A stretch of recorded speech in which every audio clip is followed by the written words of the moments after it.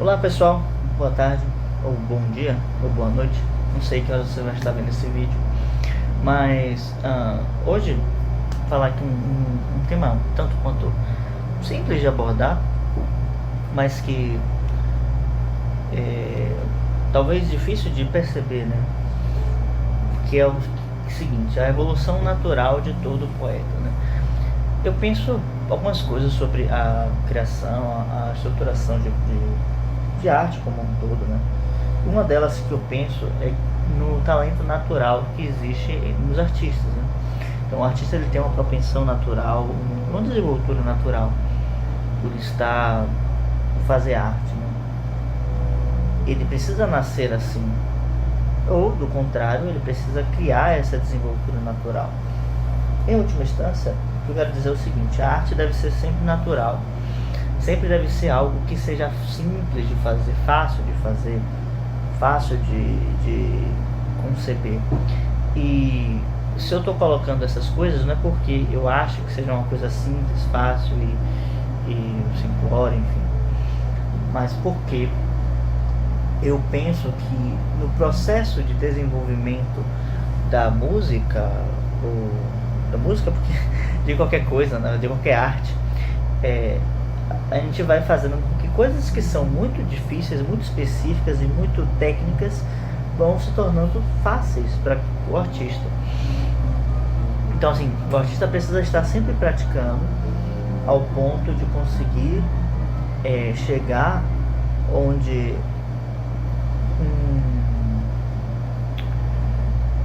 o que ele faça seja fácil para ele. Então ele precisa praticar, ele precisa desenvolver a sua arte até ele se tornar exímio, a tal ponto de que ele possa, através do seu trabalho exímio, fazer com que aquilo pareça fácil. Então, sempre que alguém olhar para um artista trabalhando, deve pensar o seguinte, né? Ou algo do tipo: nossa, ele faz isso com muita facilidade. Então, justamente quando o poeta ele tem já essa dotação natural, né, e já compõe, escreve livremente, né, sem entraves, ele tem a capacidade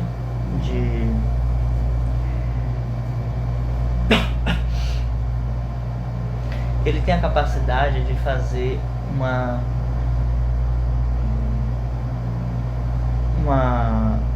natural adequação das palavras. O poeta brinca com as palavras, né? Ele domina as palavras de uma forma que ele consegue desenvolver uma expressividade mais profunda. Falo que o poeta brinca com as palavras, na verdade, porque isso é uma palavra corrente, não, um pensamento corrente, vamos dizer assim, um desenvolvimento, algo que está vulgarmente espalhado, né? Mas eu não penso exatamente isso. Não é que o poeta brinca com as palavras, o poeta domina as palavras e expressa as coisas de uma maneira que não é uma forma óbvia, comum, corriqueira, simplória, rasa, sabe? Porque no geral, quando a gente fala ou quando a gente se prepara para desenvolver alguma coisa, algum discurso, falar em público, tem certas características que esperamos da pessoa. Do contrário, a gente vai ter como que ela não conhece as regras, não conhece a maneira de se expressar adequadamente. Mas um poeta, ele não precisa exatamente seguir isso e mesmo assim expressar as coisas de forma clara. Em outras palavras, o poeta ele pode subverter voltando aqui, ainda que ele subverta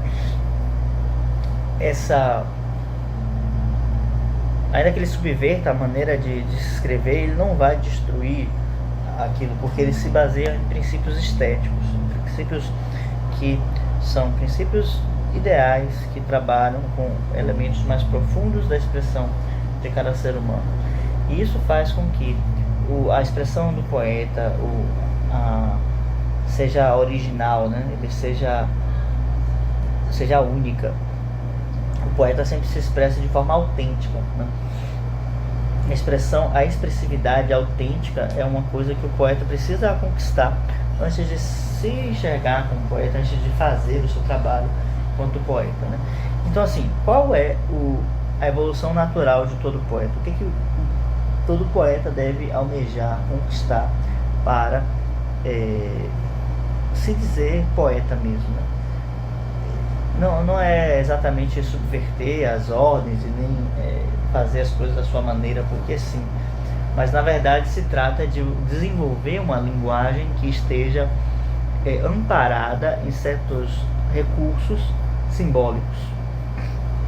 Então, assim, quando eu comecei a escrever, né, eu então não me considero um poeta assim de nascença, né, vamos dizer assim, mas um poeta que foi aprendendo a ser poeta.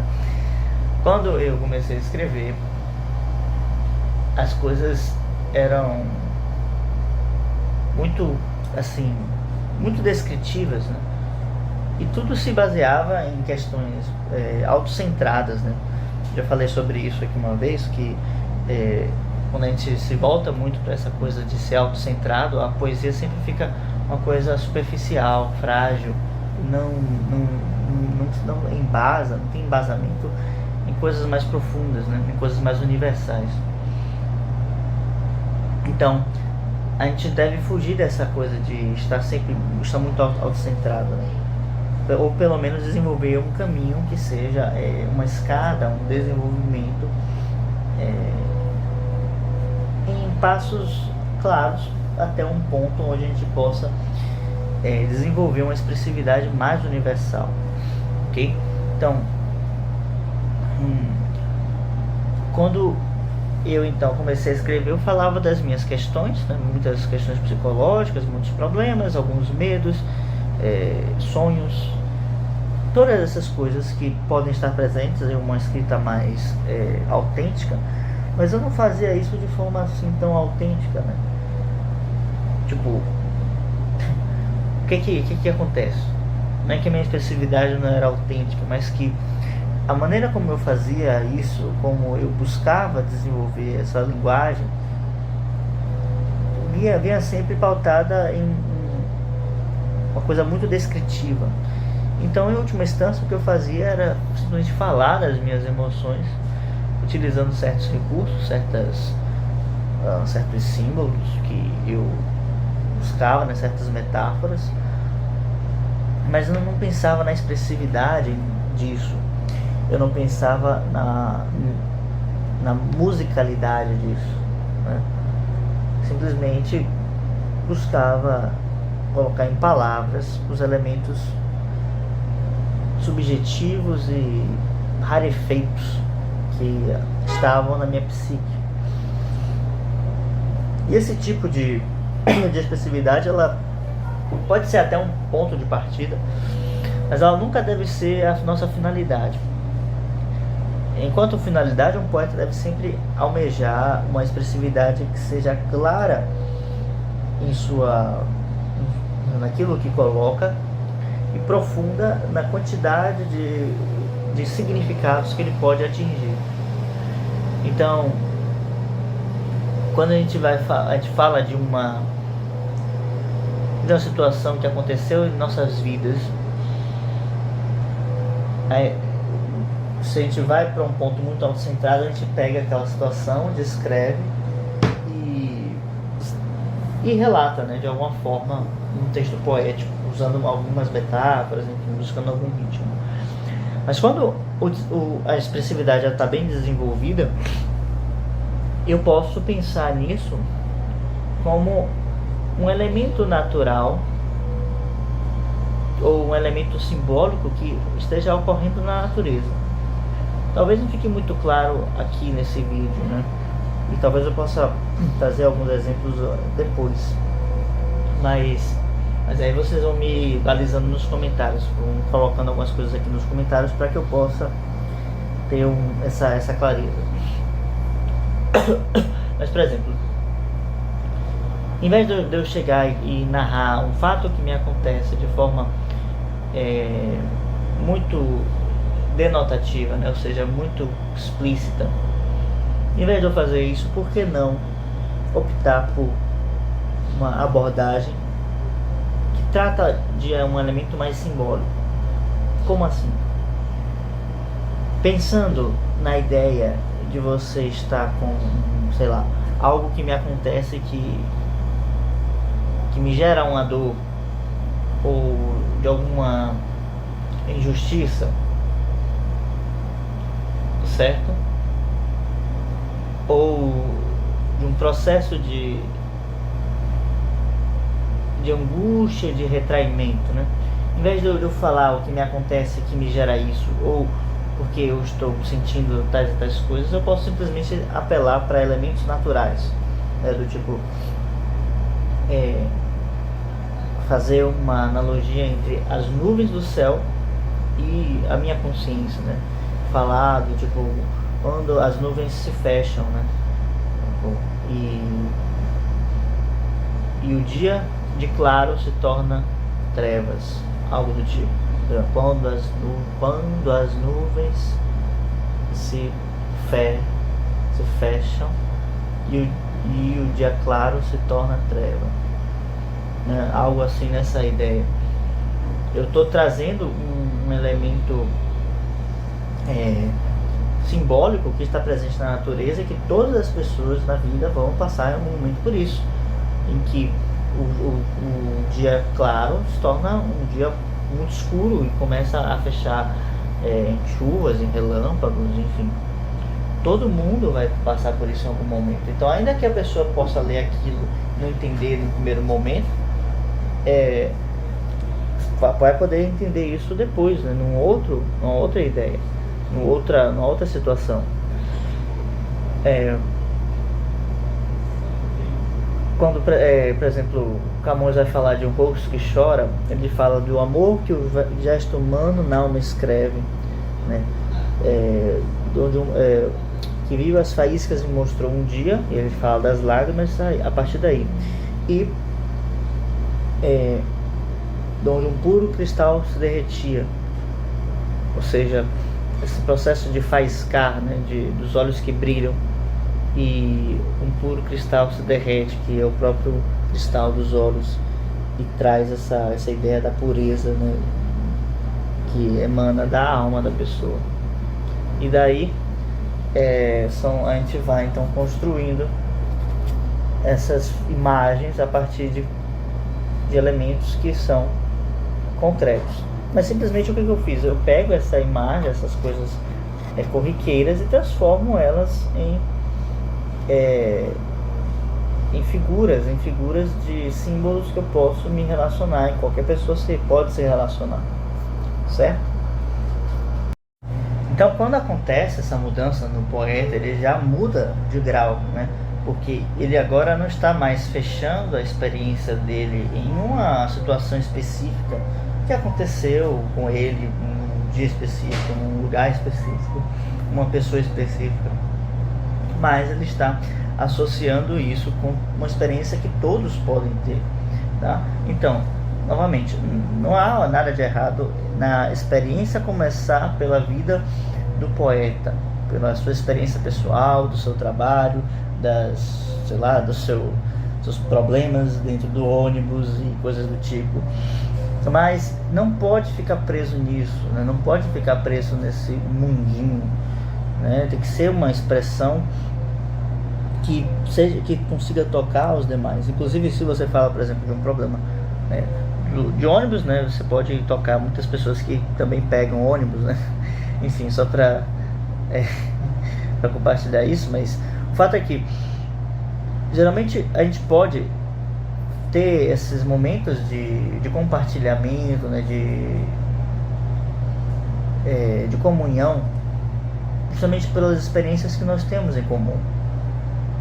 E quando a gente pega isso e transporta para símbolos mais profundos, que aí talvez seja a grande dificuldade de se realizar isso, a gente consegue não só transportar para experiências psicológicas comuns, né, mas para elementos de modelos, ideias em comum, tá? Esse processo que parte da experiência pessoal até chegar às ideias, aos elementos arquetípicos, eu explico bastante na minha oficina de escrita Carta Jovem Poeta, em que aqui nós trabalhamos justamente uma obra, né, intitulada Carta ao Jovem Poeta, de Rainer Maria Rilke, onde ele coloca lá os seus ensinamentos, as suas perspectivas sobre a criação, sobre a escrita. E uma das coisas que ele fala justamente é que toda escrita deve começar no cotidiano, né, através da abordagem do seu cotidiano. O escritor, o poeta, ele vai começar a sua vida na escrita, né? E eu também acho que as coisas partem por aí. Acho também mais algumas outras coisas, mas acho que isso para começar é o suficiente. É o suficiente que a gente tenha esses parâmetros, tá bem? Então, é isso sobre o que a mudança, né, que é natural a todo poeta. Eu penso que seja justamente isso. Ele precisa sair de um ponto onde ele vai simplesmente escrever coisas que não dizem respeito a mais ninguém além dele mesmo, e coisas que acontecem, vamos dizer assim, na sua província, né? E aí ele vai aprendendo a expressar coisas tão profundas, tão tocantes à alma humana, que ele acaba fazendo da voz dele uma voz universal, uma voz que representa a alma humana em múltiplas camadas, em múltiplos significados, porque opera através de um nível simbólico arquetípico. Uma outra coisa que o poeta vai desenvolver, então, é como se fosse essa ideia que a gente tem da poética com a lírica, né? A poética lírica e a poética épica, onde a épica tem uma relação mais universal e tudo, mas quando a gente coloca a épica, né? A poesia épica, ela geralmente está fundamentada, ela está pautada em expressões que trabalham algo coletivo, uma façanha coletiva, né, de um povo, né, algo que geralmente está remetido a algum conflito, como a Guerra de Troia, né, como alguma outra ideia, como por exemplo o êxodo de Troia até Roma, enfim. Tem essa questão de ser uma aventura coletiva, mas no geral, trocando em miúdos, né, uma épica na verdade é um texto que é bem longo, e que vai relacionar com diversos elementos, né, políticos e quando eu falo político eu falo no contexto geral, né, de relações pessoais, interpessoais, e não de políticos, porque questões partidárias, como a gente entende hoje, né, uma outra ideia. Mas ok, essa ideia de Platão, né, que ele traz para o político, já é uma coisa que fortalece bastante a maneira como a gente entende a vida, entende a educação, entende a própria poesia, né? Porque está tudo de uma certa forma relacionado. Tá bem? Então vamos ficando por aqui. O vídeo de hoje acho que já é o suficiente. Tive algumas interrupções aqui no meio da expressão, mas eu imagino que tenha dado para ficar tudo certinho, tudo redondinho. Tá bem? Então se inscreva no canal, dê um like no vídeo caso tenha chegado até aqui, né? E por favor deixe um comentário se tiver alguma dúvida, alguma coisa que eu possa ajudar. Até mais, até a próxima. Tchau, tchau.